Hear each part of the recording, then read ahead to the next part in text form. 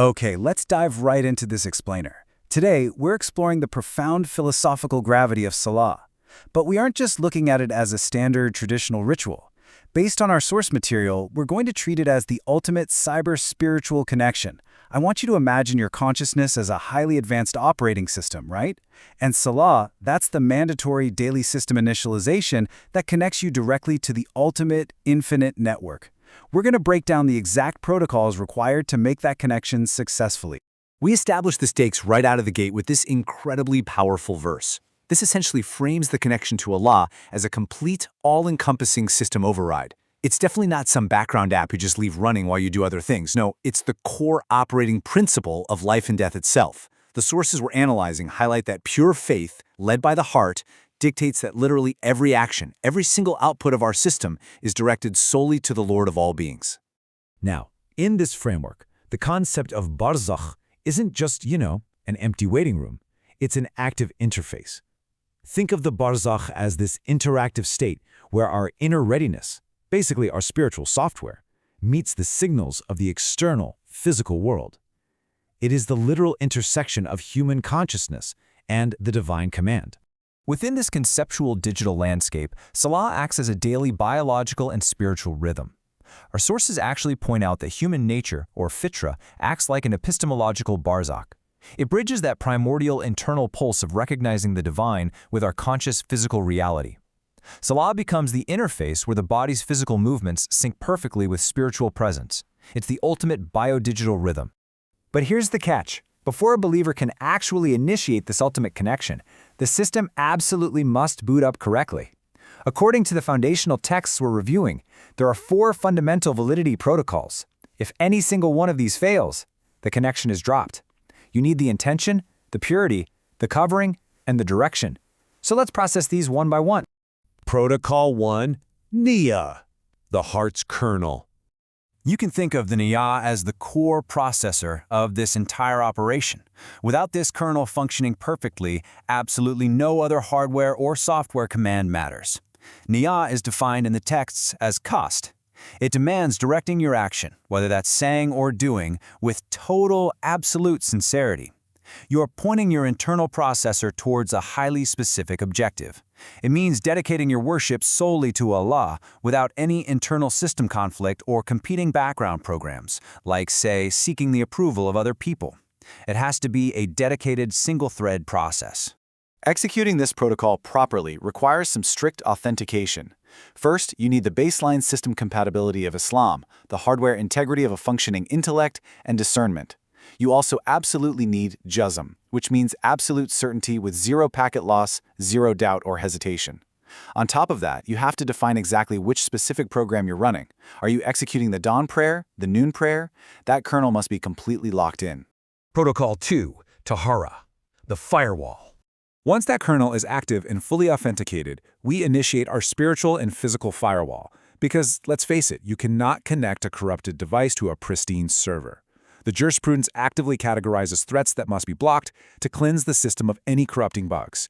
We're talking specific threat levels here. Human waste acts as a critical hardware breach, severe blood is contamination, carrion, our meat not slaughtered correctly, is prohibited data, and intoxicants create complete cognitive distortion.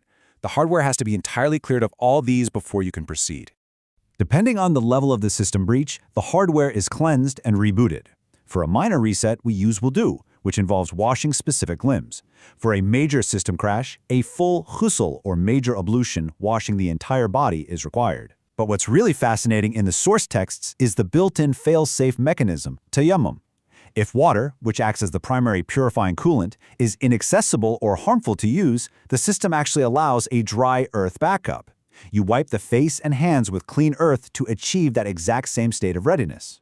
Protocol 3, Satr al-Awra, encryption and adornment. With the firewall secured and the system purged of all impurities, we have to prepare the hardware vessel itself. In our cyber-spiritual framework, this brilliant verse from the 7th chapter of the Quran reminds us of a vital nuance. Covering the body isn't just about hiding it away out of shame. It is an active command to take your adornment. It's really about beautifying and encrypting the vessel for a divine audience. The texts point out that the pre-Islamic practice of circumambulating the Kaaba naked was basically a degrading virus in the system. Islam patched this by commanding dignity and aesthetic readiness when standing before the Lord. And the jurisprudential parameters for this encryption are incredibly precise. The covering must be thick enough to effectively hide the actual skin color, even if the general shape is still discernible. For men, the foundational boundary is from the navel to the knee. For women in prayer, it covers the entire body except the face and hands.